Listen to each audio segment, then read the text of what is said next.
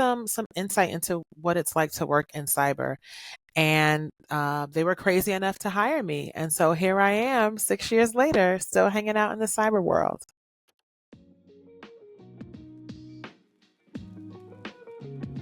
Hello, everyone. Welcome back to Coding Colored Glasses. Today I'm here with Nicole, a cybersecurity expert and the head of security at Riot Games, and also the host of her own podcast, Urban Girl Corporate Will. Hello, guys. So today we're going to be talking a little bit about cybersecurity and just being a Black woman in cybersecurity. I know a lot of nonprofits have been trying to kind of push the cybersecurity field, especially like Girls Who Code with their new cybersecurity and AI check. So we would just like to highlight a little bit about that today. So Nicole, would you like to just get into a little bit how you found cybersecurity and how you originally got into that field? Yeah, sure. So I never thought I would work in tech. Let me just say that first and foremost. I am not like a super technical coder person. I did not study technology in college. I went to school for finance and accounting. I have always been like a math girl. But I had been working for about maybe 15 years in risk. So I had done audit jobs, some consulting work. I had started building global teams in India, Philippines, Romania, Brazil. And it had gotten to the point where we had established a really strong program, and the time was coming for me to find something else to do. I had absolutely no idea of what I wanted to do. And so since I have, a certification in risk management, I'm a certified internal auditor, risk has always been the common thread for me because no matter what you do, there's going to be risk involved. So at the time, I was working at a company that I was really happy at. I wasn't ready to leave, so I didn't start with an external search. I went to our jobs board. I typed risk in the search bar, and I hit enter, and whatever came up, came up. And the first role that came up was a cybersecurity role. It was an information security officer role. And so I was just like, cybersecurity, very intimidated. But I read through the role, and I thought, I was like, you know what? I think I can do this, right? Because it's ultimately a risk conversation.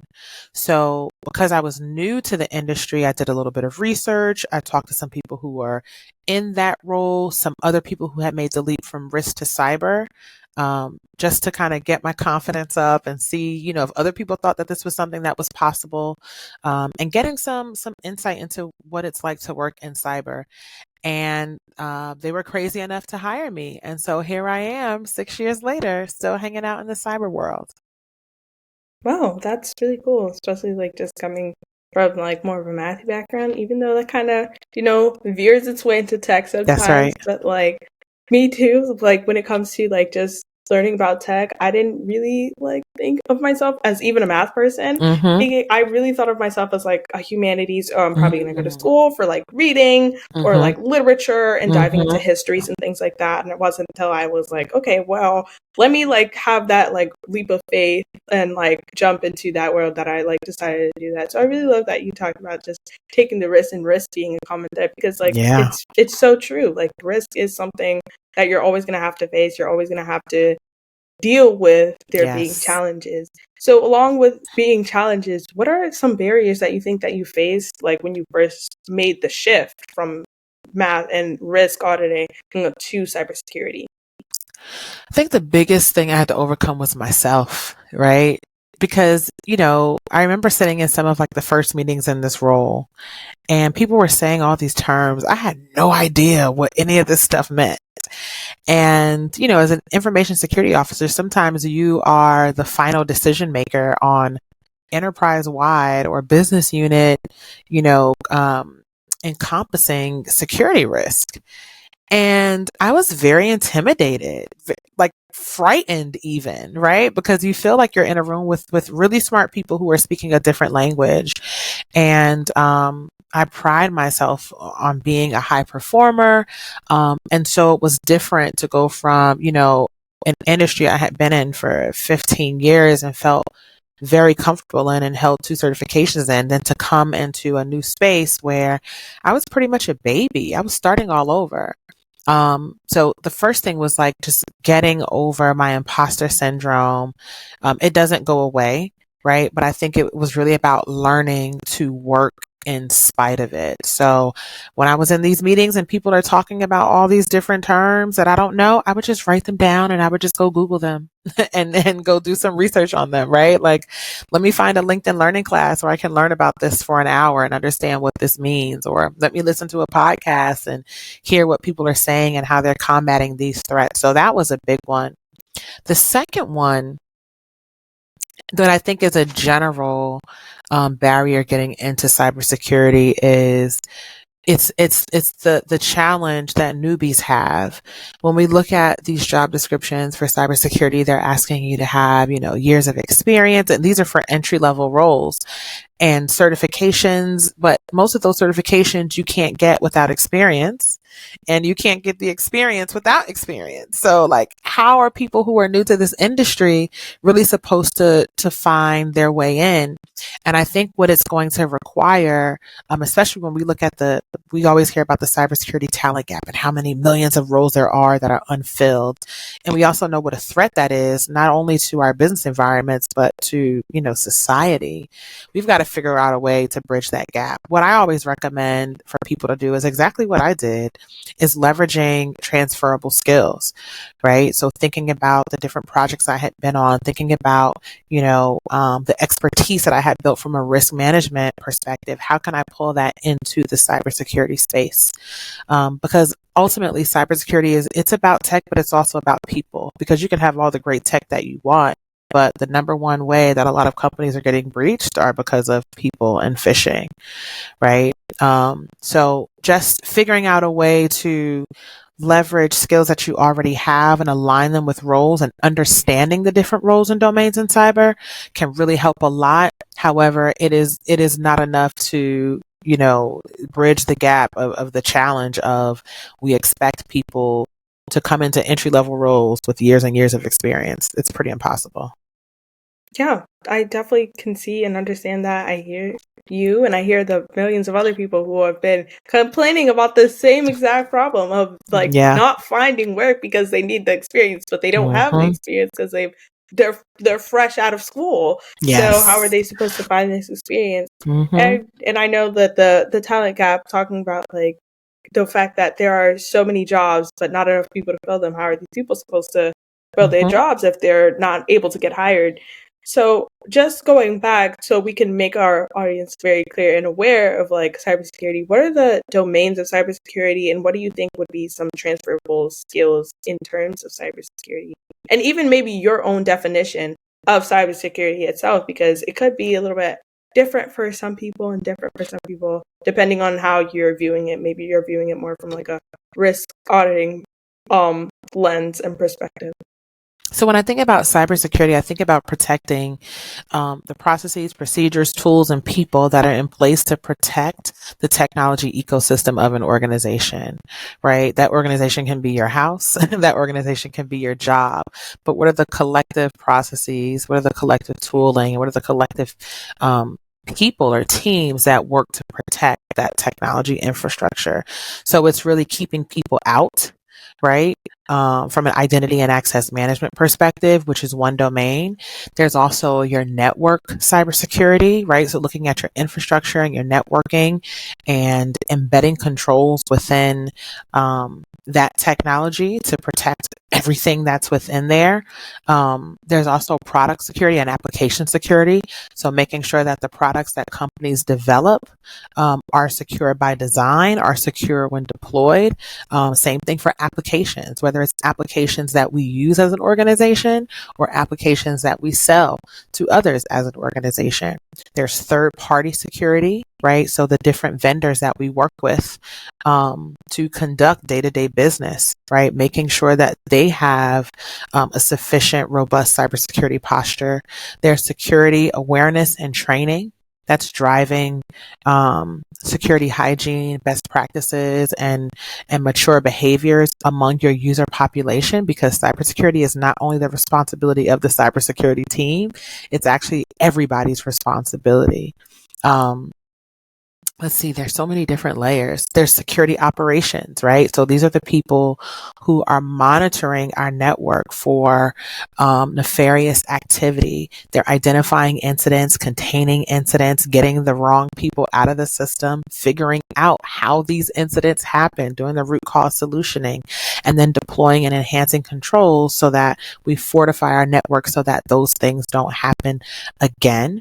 And then there's your GRC, which is probably maybe one of the least technical of them all, which is really the governance, risk, and compliance. So, like, what laws and regulations do we need to abide by from a cybersecurity perspective, right? Whether it be PCI or HIPAA.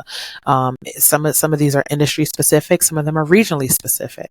But there's a broad range. You've got penetration testing, right? You've got deception technology, which is fairly new, deploying honeypots and canary tokens, and being hacking the hackers, right? Like, there's so many different layers and worlds of cybersecurity. There's threat intelligence, right? There's insider threats.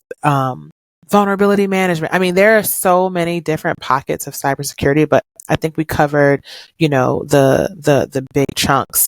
The transferable skills really depend on, what you did before you were in cyber, right? And that's going to vary from person to person.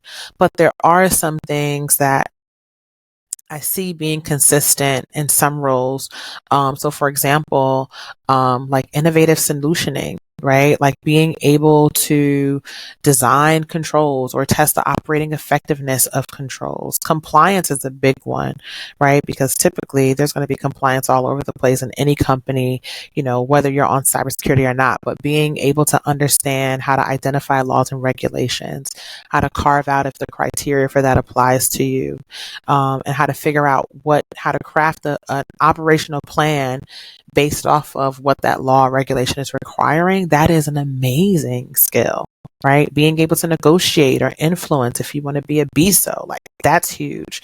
It's really about understanding what your strengths are and what characteristics you've built up over your career, and figuring out where in cybersecurity that thing is needed. You don't have to code, right? But it's good to understand, like, what are threat actors, what do they like to do with code, so that you can help defend against it. Mm-hmm.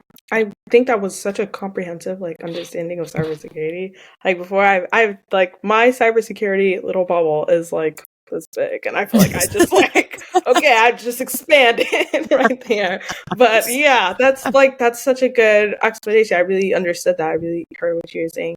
So when you talk about it's not only the job of the cybersecurity team to protect whatever network or entity you're trying to protect, how are us as normal people who aren't cybersecurity analysts sitting there writing away supposed to protect ourselves against different threats that come in through the internet and through these different networks? How do we Yeah. keep up with our cyber hygiene? Yeah. So some really basic things that can go a long way, right? First of all, when you're working for an organization, just understand who's on the cybersecurity team, right? Like, understand how you can get in contact with them. Typically, cybersecurity teams are looked at as like the police, or like we're kind of spooky and people don't want to talk to us because we're like all doom and gloom. But in reality, we're all cybersecurity practitioners are here to serve and protect. So the first thing is knowing how to get in contact with them can be amazingly helpful. The second thing is understanding what a security incident is, right? Like, once you know what a security incident is, then then you need to know how to report it, which is now easy because you know how to find your cybersecurity folks, right? Typically, some companies have it where you can forward something, to a security at companyname.com. Sometimes they have like an open Slack channel, right? Or they may have like a bot or something. But I think the biggest thing is understanding who the team is, understanding what a security incident is, knowing how to report it. And I can guarantee you there's going to be some security training or campaigns or literature that the security team will disperse that will basically give you like some best practices, tips and tricks, right? And this is for not even like the super technical people. right? There are things that creatives need to understand because if you manage a significant amount of intellectual property, we want to protect that, right? So just understanding where to save it, how to handle it, who to share it with. Maybe you don't share your screen, or maybe you need to think about a watermark, right? So just thinking about what can go wrong with the things that you're handling, what's sensitive, and what are some of the best ways that you can help protect it. If nothing else, just don't click any links. If you just don't click a link, you are helping us be more secure, right? So if you get an email and it looks like it's from a trusted party and they say, oh yeah, log in and tell us this, don't log in there. Open a separate window, find them, log in, and then see if that's still an option. Yeah, those are definitely, some actionable tips there. Definitely finding the people who you need to talk to. It's always good. You should know, who is there to serve you and protect you and things like That's that. right. You mentioned intellectual property and how like we want to protect your intellectual property. I know that there's been a recent trend in like people fighting against AI and how AI has been stealing intellectual property and using it for training. So how are you, like being on the cybersecurity team, supposed to protect people's intellectual, or supposed to protect a company's maybe like intellectual property and not let it fall into like training centers to train and test these AI? Yeah. So it's a great question. I think a lot of cybersecurity teams are spinning up AI task force, AI task forces to help really design strategies that can guide your company on how to use AI, right? Like AI is not something that you just want to go for and have open usage, right? No, you want to make sure that first as a security team, you understand how AI works, right? And you want to understand the mechanics of how you can set it up and configure it for your environment so that you can reduce risk. So I think that's the first and foremost. The second thing is talking to people across the organization to get use cases for how the business would like to use AI, right? Once you understand the use cases, then you can begin to build and deploy the appropriate control environment around that AI. And then the second thing is you want to have an AI standard or an AI policy that people will need to agree to in order to use artificial intelligence, right? So you want to make sure you first kind of protect, um, get an understanding of how people want to use AI. You want to build a control environment that aligns with that, and you also want to have some reference that people can go to, some standards for use that people need to agree to reduce the likelihood of intellectual property or data leakage. Yeah, that's definitely another actionable plan. We're loving all the actionable tips here, okay? Because you can just go ahead and put these to use, Just go any day for of it. the week. You That's you have right. them all here. Just write That's them right. down. I hope whoever's listening has a pen and paper because you guys, we're just dropping all the good tips. But along with that, just what about like creatives? Because you did mention creatives being a part of this process as well, like people who are just like on the internet who may run a smaller business and don't have an entire cybersecurity team to back them, maybe to like, what are some things that from a cybersecurity perspective they should do to protect their intellectual property? Because I don't think some of the controversy surrounding data leakage and things like this are happening with maybe bigger corporations, but more like smaller businesses that don't have the funds to manage an entire cybersecurity team. So, what should they do from your perspective to make sure that they're protecting what's theirs? Yeah. So it can be so many different things. I think the best thing to do is figuring out for your particular industry what the threats are. And a lot of this can be accomplished by like a simple Google search, right? Or looking at different frameworks like the OWASP Top 10 or looking at NIST. The thing in general is, first, I would say, and I'm going to take a step back only from intellectual property because sometimes there are creative organizations that have sensitive data, right? So if we think about just data and IP as a whole, the first thing is if you don't collect a bunch of sensitive data, that is less that you need to protect, right? So the less that you get, the less risky it is for you to have that. So sometimes you may want to consider outsourcing some of the more riskier portions of your business to different service providers who have the size, the budget, and the infrastructure to build cybersecurity into those tools, right? But then you also want to make sure that there's some segmentation between those because you don't want to run the risk of a supply chain attack. When it comes to protecting the intellectual property, I think first and foremost, you need to make sure that you harden your identity and access management. So making sure that not just anybody can access, your technology ecosystem, whether it's a Google Drive or it's a Dropbox, like you want to protect that. And so you need to make sure that you manage who has credentials, who has access, what are the permission settings to anything that you want to protect, an application, a product you're developing, intellectual property. I think the biggest thing you can do is make sure that you have less as possible, so you have less to protect. And for the things that you have to protect, you need to guard the gate. You have to watch who can get in and who has access to it. And then if you can take it a step further, think about what are the controls that you can deploy so that if something is exfiltrated, you can tie it to someone, right? So that may look like a watermarking software, right? But again, if you have reduced the access to that actual that crown jewel, if you will, now you've got a more limited amount of people that you can pick from for your investigation, and then that watermark will actually help take it to a totally different level. Wow, yeah. I don't think I've ever thinking about just guarding the gate and even though that's something that's so simple, Yeah, why wouldn't you want to put some heavier safeguards on the things that are super sensitive to your that's right. business or to your life in general, or That's that right. sensitive information? I think that a lot of especially in tech in general, a lot of those little hygiene tips that we would have probably considered in the real world, Yeah, we just kind of forget them on the internet because we're oh, yeah. who's gonna go through it? Who's gonna And touch my somebody will. stuff? And Yeah, somebody exactly, will. somebody will. On Yeah. fact of speaking, on somebody will, what are some of the most common attacks that you see in your job? I'm going to say the most common attacks I see overall, right? This is any company that I've worked at. Social engineering is number one, right? Again, it's guarding the gate. If they can get through the gate, they're in, right? And who knows that's when they start moving to lateral movement, data exfiltration, ransomware. That's where all the trouble starts.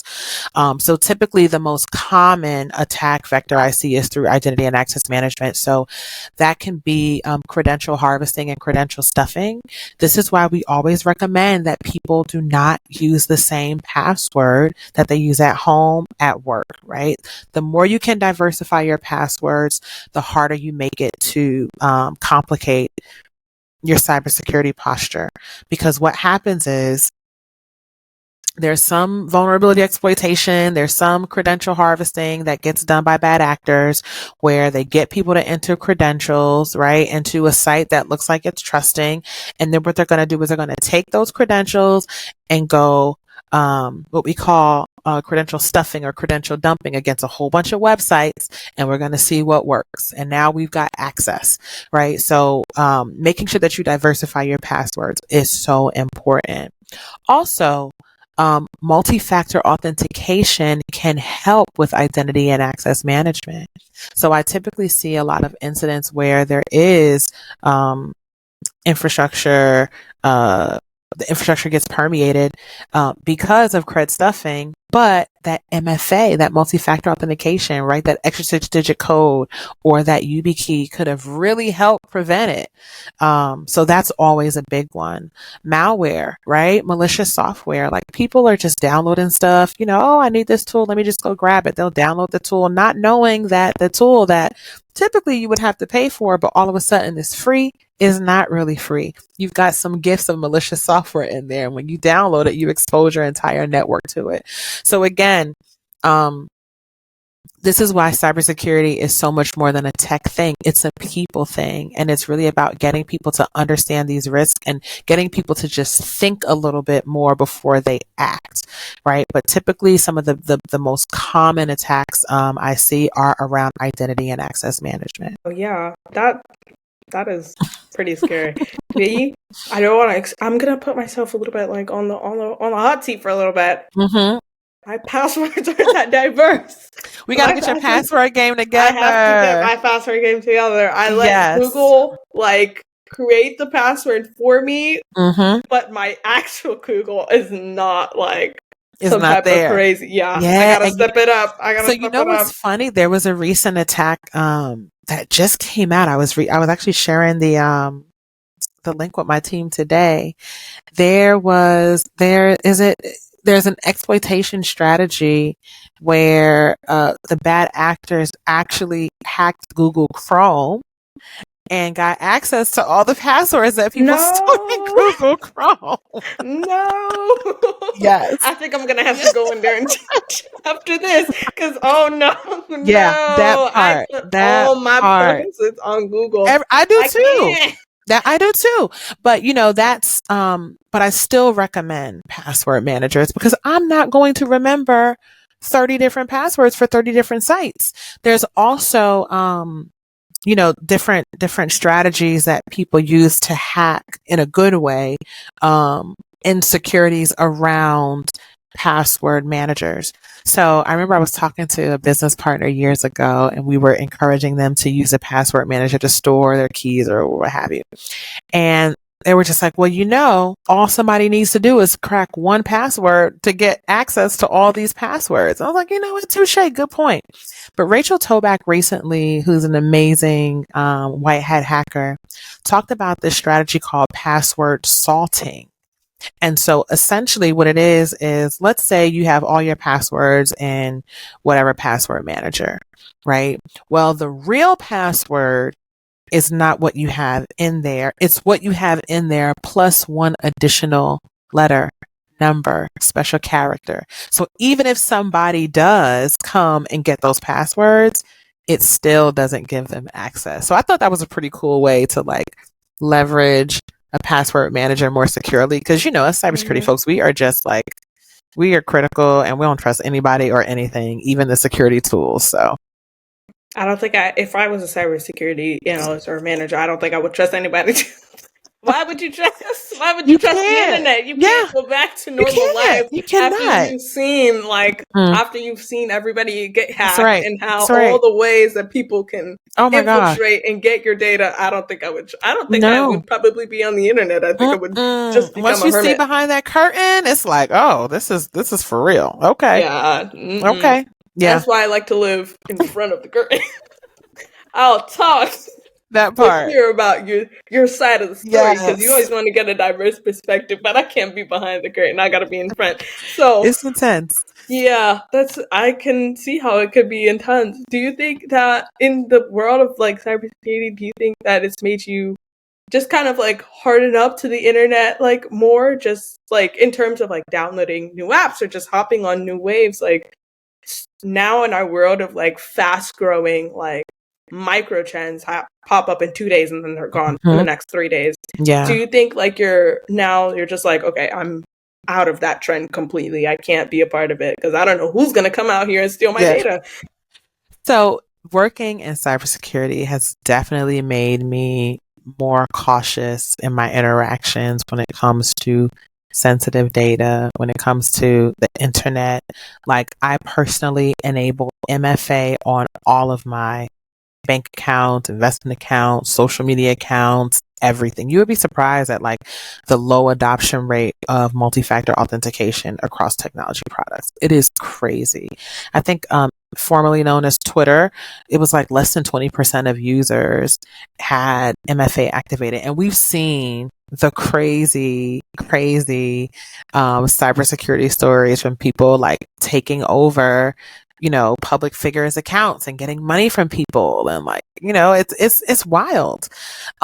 There's also like the interconnectivity of things, especially at home, like the IoT, the Internet of Things. So it's like you've got your Ring doorbell that's connected to your network, that's connected to your fridge.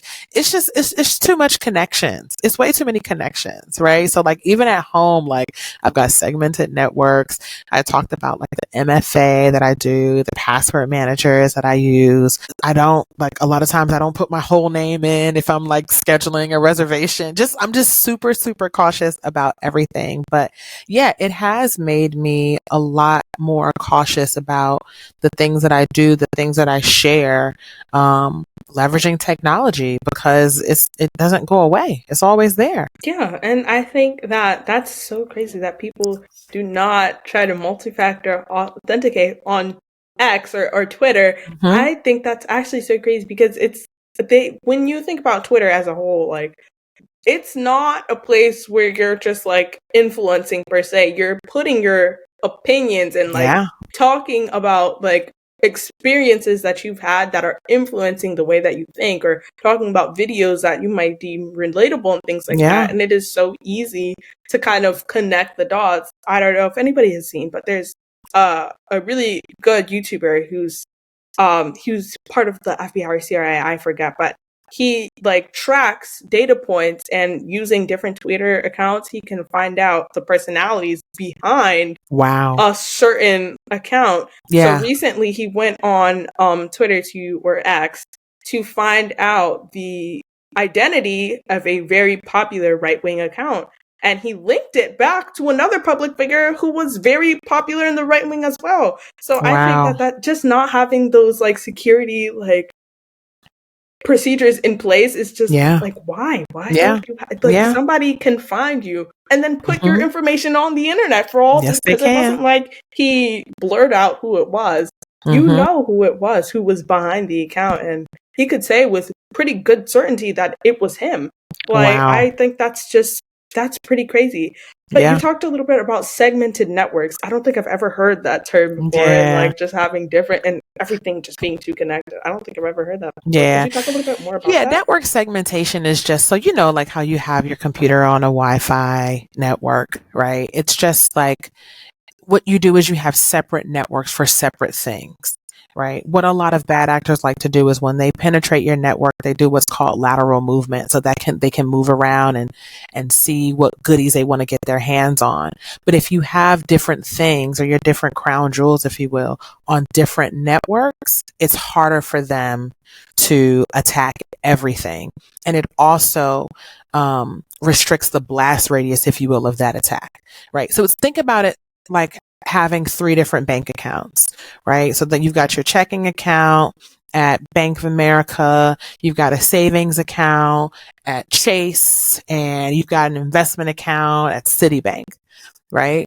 If somebody hacks, if you're somebody who has, so somebody has that set up, but somebody has all 3 at one bank account, right? And they're all connected in the same profile, right? If somebody gets into that person's singular profile with all of that money, they can take everything, right? But if you are somebody who has your money spread out between different banks, they can only take as much as which is in one account, right? So it's really just spreading things out and having some space in between your assets, if you will. So that way, if your networks are penetrated, the blast radius is contained. Yeah. Oh, that makes a lot of sense. Just these like I'm like literally now processing like yes, like you have to be like protective of your data. Like Yeah. yeah, you really do have to like just think about where are you putting your information, because the internet is just such a scary place. But I just wow, like Yeah, I'm like you know what? It's we do things that, we use the same password because it's easy for us, right? We keep all our money in one bank because it's simple for us. But what we have to remember is what's simple for us is also going to be simple for the hackers as well. mm-hmm. So we need to figure out a balance between, and this is really what a good cybersecurity team does, figure out a balance of what layers of protection can we build into products, can we build into processes that make it hard for hackers to get what they want from us, but make it easy for our employees to still do their jobs in spite of it. That's the forever balance that we're trying to create within cybersecurity teams. Yeah, I see that. I see that now, like, especially it's like I said before, like small cybersecurity knowledge, like expanding. I hope that's the experience for all of the viewers today. But I hope so too. I just really appreciate all the tips and tricks that you've dropped on us. I think that it was so insightful, not only insightful, but actionable, that you can use them for your next password, making sure you go in there and get those passwords changed. That's right. Please change those passwords, y'all. Please, if you don't do anything else, change those passwords and enable that MFA. Yup. I would definitely have to go on there and fix that up, because I can't. I've learned too much today. I'm not coming back this time. You won't get me this time, you guys. Well, I'm so grateful to you, Nicole, for coming on the podcast and just talking about something that you are obviously so knowledgeable on. Yes. Oh my gosh. Just helping us with our cyber hygiene, because especially as tech girlies, as girlies who love to code, we cannot have like all of our data all over the place, because there are so many sites that we're visiting and looking at every single day and logging into in order to do what we do best. So I just really appreciate your perspective of cybersecurity, and I hope that whoever's listening, if you're interested in cybersecurity, feel free to look more into what cybersecurity is, what is cyber hygiene, and just looking into those domains and things like that. With that, this is Coding Kelly Bastards. I'm your host, Lynn, and I'm signing out.